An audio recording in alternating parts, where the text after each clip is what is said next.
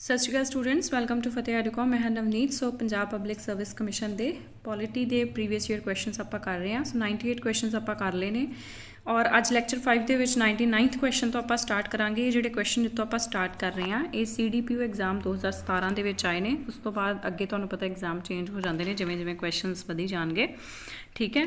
ਸੋ ਦੂਸਰੀ ਗੱਲ, ਇਸ ਤੋਂ ਬਾਅਦ 5 ਲੈਕਚਰ ਤੁਹਾਡੇ ਹੋਰ ਰਹਿ ਜਾਣੇ ਪੋਲਿਟੀ ਦੇ, ਫਿਰ ਆਪਾਂ ਏਂਸ਼ੀਅੰਟ ਹਿਸਟਰੀ ਦੇ ਲੈਕਚਰਸ ਜਿਹੜੇ ਆ ਉਹ ਸਟਾਰਟ ਕਰਾਂਗੇ, ਪ੍ਰੀਵੀਅਸ ਈਅਰ ਕੁਐਸਚਨਸ PPSC ਦੇ। ਸੋ ਫਸਟ ਕੁਐਸਚਨ ਜਿਹੜਾ ਹੈਗਾ ਆ ਦੈਟ ਇਜ਼ ਇਹ ਰਿਪੀਟ ਹੋਇਆ ਅਗੇਨ, ਠੀਕ ਹੈ। ਪਿਛਲੀਆਂ ਵੀਡੀਓਜ਼ ਦੇ ਵਿੱਚ ਵੀ ਅਸੀਂ ਕੀਤਾ ਸੀਗਾ ਕਿ economic justice as one of the objectives of Indian constitution, ਇਹ ਪ੍ਰੀਐਂਬਲ ਤੇ DPSP ਦੇ ਵਿੱਚ ਇਨਸ਼ਰਾਈਨਡ ਆ, ਠੀਕ ਹੈ। So preamble of the Indian constitution secure social, economic, political justice of its people. Similarly DPSP aims at ensuring socio economic justice for people and establishing India as a welfare state. ਤੇ ਕੱਲ੍ਹ ਆਪਾਂ ਕੀਤਾ ਸੀਗਾ ਕਿ India ਦਾ ਜਿਹੜਾ DPSP ਦੇ under India as a welfare state ਜਿਹੜੀ ਹੈ it is based on the principles of classical neo liberalism, ਠੀਕ ਹੈ ਜੀ। ਨੈਕਸਟ ਹੈਗਾ ਆ ਦ ਟਰਮ ਆਫ ਲੋਕ ਸਭਾ। ਸੋ ਇਹ ਵੀ ਰਿਪੀਟ ਹੋਇਆ ਆ, it can be extended by 1 year at a time during proclamation of emergency. 1 ਸਾਲ ਤੱਕ ਜਿਹੜੀ ਹੈ ਐਕਸਟੈਂਡ ਕੀਤੀ ਜਾ ਸਕਦੀ ਹੈ ਇਹਦੀ ਡਿਊਰੇਸ਼ਨ ਟਰਮ। ਨੈਕਸਟ ਹੈ which one of the following devices cause the attention. So question ਦੇ ਵਿੱਚ ਹੀ ਇਹਦਾ ਆਂਸਰ ਹੈ cause the attention of a minister towards a matter of public importance. So ਇਹ ਵੀ ਰਿਪੀਟ ਹੋਇਆ again, calling attention motion. Next ਹੈ central administrative tribunal deals with. So ਇਹ ਜਿਹੜੀ ਕੈਟ ਟ੍ਰਿਬਿਊਨਲ ਹੈਗੀ ਹੈ ਸੈਂਟਰਲ ਐਡਮਿਨਿਸਟ੍ਰੇਟਿਵ, ਇਹ 323A ਆਰਟੀਕਲ ਦੇ ਅੰਡਰ ਇਸਟੈਬਲਿਸ਼ ਕੀਤੀ ਗਈ ਸੀ to deal with recruitment related matters, ਠੀਕ ਹੈ ਜੀ। So it deals in complaints or disputes with respect to recruitment and conditions of services of persons appointed to public services and posts in connection with the affairs of union or authorities under the control of government. Next ਹੈ central vigilance commission. ਸੋ central vigilance commission ਜਿਹੜਾ ਆ ਨਾ ਤਾਂ constitution ਦੇ under setup ਕੀਤਾ ਗਿਆ, ਨਾ ਇਹ ਸਟੈਚੂਟਰੀ ਬੋਡੀ ਹੈ, ਯਾਨੀ ਕਿ ਨਾ ਕਿਸੇ ਐਕਟ ਦੇ ਅੰਡਰ ਕੀਤਾ ਗਿਆ ਆ, ਠੀਕ ਹੈ। ਸੋ ਨਾ ਹੀ ਇਹ ਸੰਥਾਨਮ ਕਮੇਟੀ ਦਾ ਕੋਈ ਰੈਜ਼ੋਲੂਸ਼ਨ ਸੀਗਾ। ਇਹ ਸੰਥਾਨਮ ਕਮੇਟੀ ਦੀ ਰਿਕਮੈਂਡੇਸ਼ਨ ਦੇ ਉੱਤੇ ਗਵਰਨਮੈਂਟ ਨੇ ਥਰੂ ਐਗਜ਼ੀਕਿਊਟਿਵ ਰੈਜ਼ੋਲੂਸ਼ਨ, ਗਵਰਨਮੈਂਟ ਦਾ ਰੈਜ਼ੋਲੂਸ਼ਨ ਜਿਹੜਾ ਉਹਦੇ ਥਰੂ ਇਹਨੂੰ ਸੈਟਅਪ ਕੀਤਾ ਗਿਆ ਸੀਗਾ ਔਨ 11 February 1964, ਠੀਕ ਹੈ, to advise and guide central government agencies in the field of vigilance.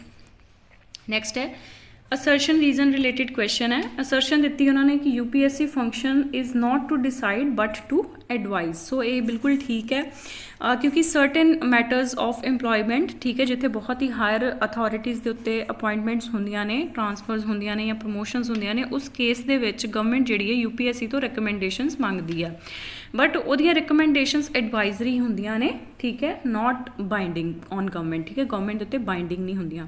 ਦੂਸਰੀ ਗੱਲ, UPSC ਜਿਹੜੀ ਹੈ ਕਨਸਟੀਟਿਊਸ਼ਨਲ ਬੋਡੀ, ਇਹ ਵੀ ਸਾਨੂੰ ਪਤਾ ਆ, ਰਾਈਟ।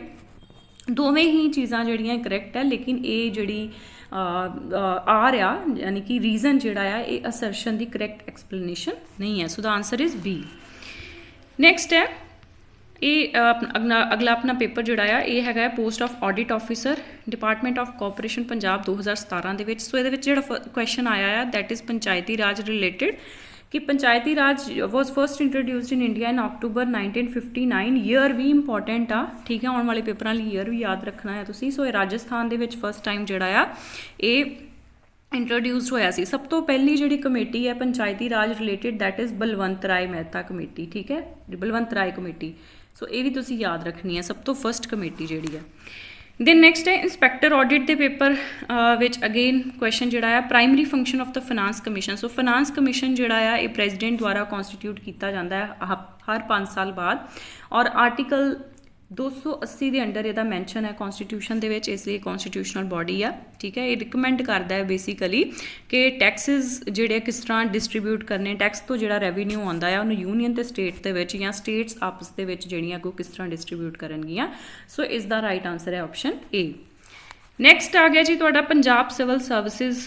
ਇਹ ਜਿਹੜਾ ਇੰਟਰਨਲ ਐਗਜ਼ਾਮ ਹੁੰਦਾ ਹੈ ਨਾ ਗਰੁੱਪ A B ਵਾਸਤੇ, ਉਹ ਵਾਲੇ ਪੇਪਰ ਦੇ ਵਿੱਚ ਕਾਫੀ ਕੁਐਸਚਨ ਤੁਸੀਂ ਦੇਖੋਗੇ ਕਿ ਇਹਦੇ ਵਿੱਚ ਵੀ ਲੈਵਲ ਕਾਫੀ ਟਫ ਆਉਂਦਾ ਆ ਕੁਐਸਚਨਸ ਦਾ, ਠੀਕ ਹੈ। ਐਂਡ ਦੂਸਰੀ ਗੱਲ ਕਿ ਇਹਦੇ ਵਿੱਚ ਰਿਪੀਟ ਜਿਹੜੇ ਇਹਦੇ ਵਿੱਚ ਕੁਐਸਚਨ ਆਉਂਦੇ ਨੇ ਨਾ, ਉਹ ਦੂਸਰੇ ਜਿਹੜੇ ਆਪਣੇ ਪੇਪਰ ਹੁੰਦੇ ਨੇ ਕੰਪੀਟੀਟਿਵ ਐਗਜ਼ਾਮ ਗਰੁੱਪ B ਦੇ ਜਾਂ A ਦੇ, ਉਹਦੇ ਵਿੱਚ ਬਹੁਤ ਜ਼ਿਆਦਾ ਰਿਪੀਟ ਹੁੰਦੇ ਨੇ। ਈਵਨ ਮੈਂ ਇਹ ਬਣਾਉਂਦੇ ਓਬਜ਼ਰਵ ਕੀਤਾ ਕਿ ਜਿਹੜੇ ਇਹਦੇ ਵਿੱਚ ਕੁਐਸਚਨ ਆਏ ਸੀ 2019 ਦੇ ਸਿਵਲ ਸਰਵਿਸਿਜ਼ ਦੇ ਵਿੱਚ ਜਿਹੜਾ ਇੰਟਰਨਲ ਐਗਜ਼ਾਮ ਹੋਇਆ ਸੀ, ਔਰ ਐਨਾਲਿਸਟ ਦਾ ਜਿਹੜਾ ਪੇਪਰ ਹੋਇਆ ਬਿਲਕੁਲ ਸੀਕੁਐਂਸ ਵਾਈਜ਼ 4 ਕੁਐਸਚਨ ਉਵੇਂ ਦੇ ਉਵੇਂ ਹੀ ਇਹਨਾਂ ਨੇ ਪਾਏ ਹੋਏ ਸੀ ਚੁੱਕ ਕੇ।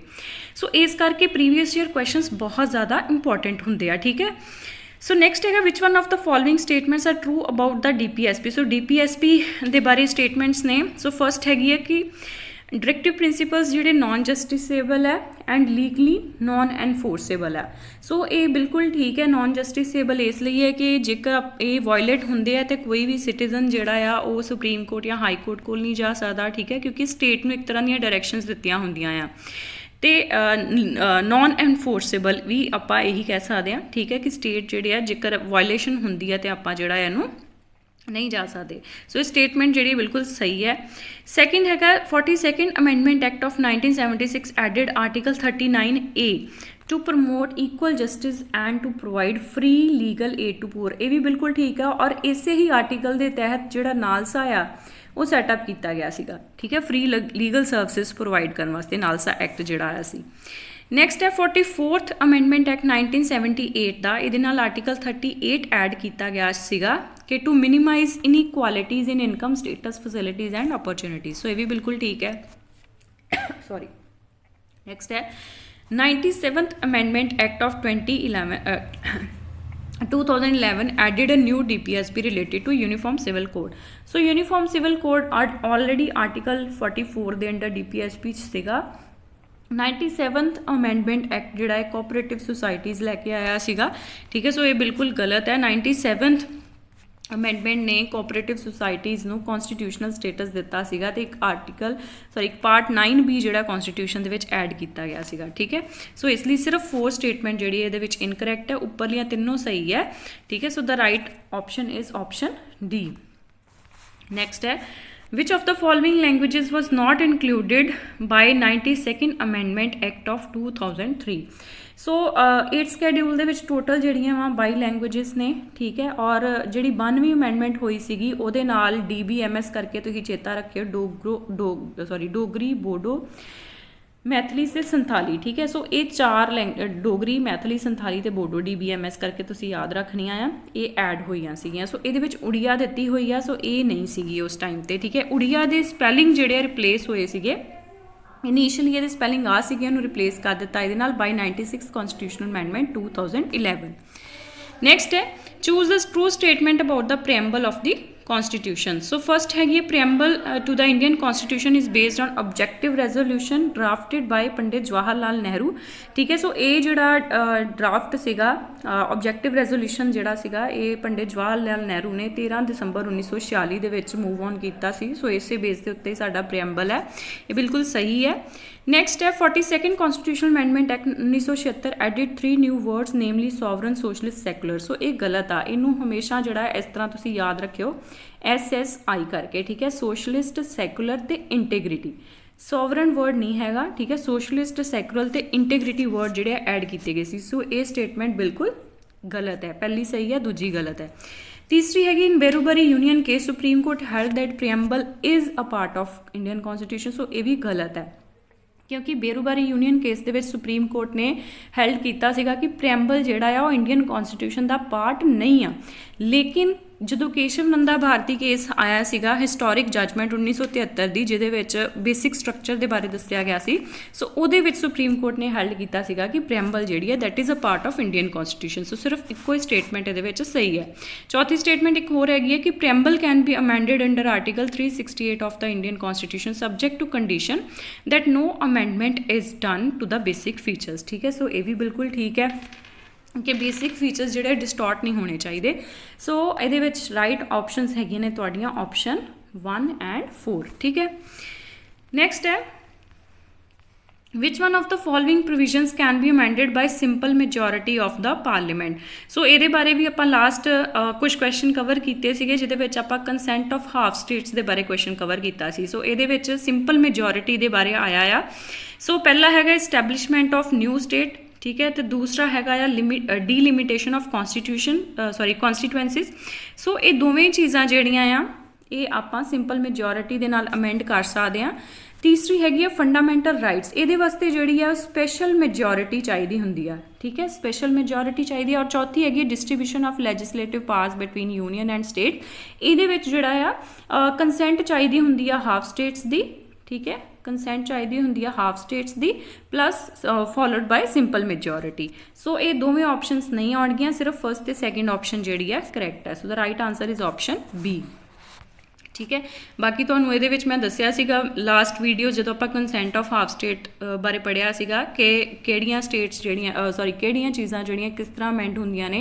जिवें सिंपल मेजोरिटी दे विच कुछ चीज़ां हुंदियां ने, एडमिशन और establishment of new states, formation of new states, alteration of areas boundaries, names of existing states, abolition और creation of legislative council in states, second schedule emoluments, allowances, privileges and so on, then quorum in parliament, salary and allowances of parliament, rules of procedure in parliament, privileges of parliament, use of English language in parliament and so on। ठीक है, सो ਇਹਦੇ ਲਈ ਤੁਸੀਂ standard book ਜਿਹੜੀ ਹੈ ਲక్ష్ਮੀਕਾਂਤ ਹੀ follow ਕਰਨੀ ਹੈ polity ਵਾਸਤੇ। ਠੀਕ ਹੈ, ਇਸ ਤੋਂ ਘੱਟ ਕੋਈ ਵੀ ਬੁੱਕ ਜਿਹੜੀ ਹੈ ਫੋਲੋ ਨਹੀਂ ਕਰਨੀ, ਰਾਈਟ। ਸੋ ਇਹ ਸਾਰੀਆਂ ਚੀਜ਼ਾਂ ਜਿਹੜੀਆਂ ਤੁਹਾਨੂੰ ਇਹਦੇ ਵਿੱਚ ਮਿਲ ਜਾਣਗੀਆਂ। ਨੈਕਸਟ ਹੈ which one of the following is false. So ਇਹਦੇ ਵਿੱਚ ਫਾਲਸ ਸਟੇਟਮੈਂਟ ਬਾਰੇ ਅਸੀਂ ਦੇਖਣਾ ਆ। So article 360 empowers president to proclaim a financial emergency। So ਇਹ ਬਿਲਕੁਲ ਠੀਕ ਹੈ। ਠੀਕ ਹੈ, ਤੇ 352 ਜਿਹੜਾ ਆ ਉਹ ਨੈਸ਼ਨਲ ਐਮਰਜੈਂਸੀ ਹੁੰਦੀ ਆ, 356 ਦੇ ਅੰਡਰ ਸਟੇਟ ਐਮਰਜੈਂਸੀ, ਤੇ 360 ਦੇ ਅੰਡਰ ਜਿਹੜੀ ਆ ਫਾਈਨੈਂਸ਼ੀਅਲ ਐਮਰਜੈਂਸੀ ਪ੍ਰੈਜ਼ੀਡੈਂਟ ਡਿਕਲੇਅਰ ਕਰਦੇ ਆ। ਨੈਕਸਟ ਹੈ satisfaction of president in declaring the financial emergency is beyond judicial review. So ਇਹ ਗਲਤ ਹੈ, ਇਹੀ ਆਨਸਰ ਹੈ ਤੁਹਾਡਾ।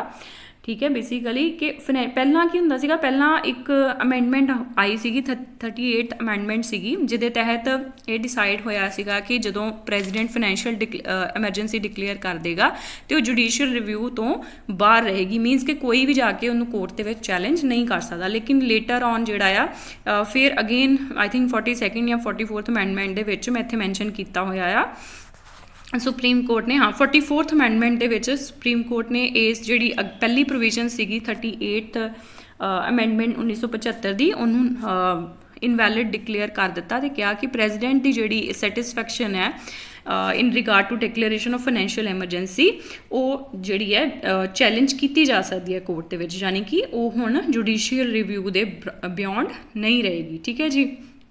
बाकी financial emergency once approved by both the houses continues indefinitely till revoked, ये भी ठीक है। Revocation of financial emergency does not require parliamentary approval, so ये भी ठीक है। प्रेजिडेंट जिहड़ा बाय ऑर्डर फाइनैंशियल एमरजेंसी नूं जिहड़ा रिवोक कर सकते हैं। ठीक है जी। नैक्सट है which among the following bodies is a constitutional. So NHRC statutory है। So NHSC national commission for scheduled caste जिहड़ी है कॉन्स्टिट्यूशनल बॉडी है। So the right answer is option B. Next है which of the following high courts has territorial jurisdiction over Andaman and Nicobar islands. So Calcutta high court जिहड़ी है इहदे विच ही Andaman Nicobar island जिहड़ी है इहदे उपर इहदी यूरिसडिक्शन है। नैक्सट है प्रोटम स्पीकर दे बारे है कि किहड़ी स्टेटमेंट इहदे विचों फॉल्स है। सो ये टैंपररी ऑफिस हुंदा जद तक स्पीकर जिहड़ा अपॉइंट नहीं हो जाता, सो बिल्कुल ठीक है। प्रेजिडेंट ऑफ इंडिया जिहड़े आ वो स्पीकर प्रोटम जिहड़े उन्हां नूं सौं चुकाउंदे आ, भी बिल्कुल ठीक है। उस तो बाद किसी भी मैंबर जिहड़ा लोक सभा दे उन्होंने ये प्रोटम स्पीकर अपॉइंट कर दिता जाता है प्रेजिडेंट द्वारा, ये भी बिल्कुल ठीक है। स्पीकर प्रोटम जिहड़े बाकी जिहड़े नवे लोक सभा के मैंबरस हुंदे आ उन्होंने सौं चुकाउंदे आ, सो ये भी बिल्कुल ठीक है। सो सारियां स्टेटमेंट्स ठीक ने। So right answer is option D, none of the above. Next है arrange the following stages in enactment of budget in proper order. So ये बजट दियाँ कुछ स्टेजेस ने, इन्हूं प्रॉपर ऑर्डर दे विच लगाउणा है। सब तो पहला जिहड़ा आ बजट प्रेजेंट हुंदा लैजिसलेचर दे विच, ठीक है। उस तो बाद जिहड़ा जनरल डिस्कशन हुंदी है, दैन उस तो बाद जिहड़ा वोटिंग हुंदी है of demand for grant, then उस तो बाद जिहड़ा है एप्रोप्रिएशन बिल हुंदा है जितों बिना कंसोलीडेटेड फंड ऑफ इंडिया चो पैसा कढ़िया ही नहीं जा सकता, तो लास्ट ते जिहड़ा आ फिनांस बिल हुंदा है। ठीक है जी। So the right answer here is option B. Next है मैच द फॉलोइंग। सो एक कमेटी रिलेटेड है। सो फर्स्ट हैगी है Dinesh Goswami committee. So Dinesh Goswami committee जिहड़ी आ हाँ इधर आना सीगा, ठीक है। दिनेश गोस्वामी कमेटी जिहड़ी है that is related to electoral reforms. उस तो बाद हैगी है वोरा कमेटी। वोरा कमेटी जिहड़ी है it was related to nexus between crime and politics, ठीक है। तीसरी हैगी है इंद्रजीत गुप्ता कमेटी। इंद्रजीत गुप्ता कमेटी जिहड़ी है that is related to state funding of elections. And JS Verma committee जिहड़ी है that is related to amendment to criminal law. So here answer is option D, ठीक है। अगर आपां नूं कोई पता होवे दिनेश गोस्वामी कमेटी तो आप आंसर अपना मार्क कर सकते सीगे। नेक्स्ट है which among the following come under the ambit of representation of people act 1950। सो ये अगर देखा जाए तो registration of political parties, notification of general election ते कंडक्ट ऑफ इलैक्शनस, ये तिन्ने जिहड़ियां रिप्रजेंटेटिव ऑफ पीपल एक्ट 1951 के अंडर ये प्रोविजनस मैंशन ने, जबकि प्रैपरेशन ऑफ इलैक्टोरल रोल्स जिहड़े सिर्फ 1950 के अंडर आउंदे ने। Right, so the right answer is option A. Next है which of the following committees first suggested the 3-tier system. अज ही असीं पढ़िया कि सब तो पहला जी है बलवंत राय मेहता कमेटी अपॉइंट हुई सी, जिस तो बाद राजस्थान जी है फर्स्ट बनी सी स्टेट जिन्हें पंचायती राज सिस्टम इंप्लीमेंट किया सीगा। सो एक अगर पंचायत डिजोल्व हो जाए तो इलैक्शनस जिहड़ियां 6 महीने दे विच हो जानियां चाहिए। So the right answer is option C. Next है which among the following states has the highest number of village panchayats. So ये उत्तर प्रदेश दे विच ने।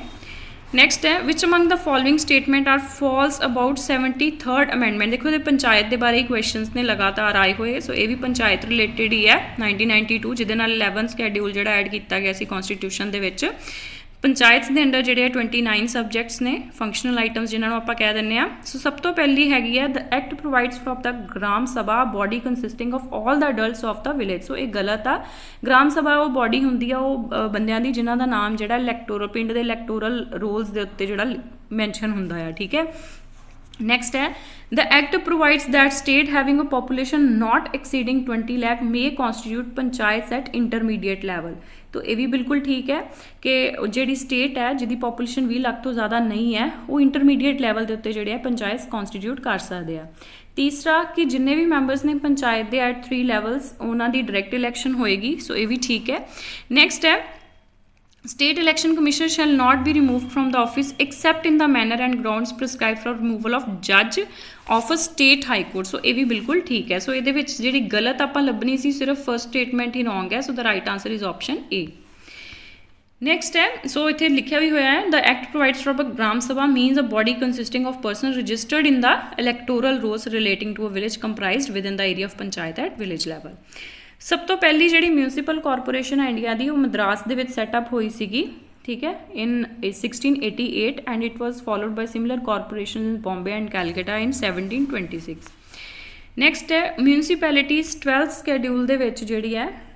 ठीक है, 74th अमेंडमेंट 1992 के अंडर ये फंक्शनल आइटम्स है ने टोटल 18। पंचायत की आप हुणे गल की सी 29 पंचायत के ने 18 जी म्यूनसिपैलिटीज़ के। नैक्सट है which among the following are true about central council of local government. So ये बारे सेंट्रल काउंसल जी लोकल गवर्नमेंट के अंडर होंगी है 1954 के सब तो पहला सैटअप की गई सी। एडवाइजरी बॉडी सी उस टाइम ये चेयरमैन जोड़े union minister of urban development से। सो सारिया ही ऑप्शनस करैक्ट है।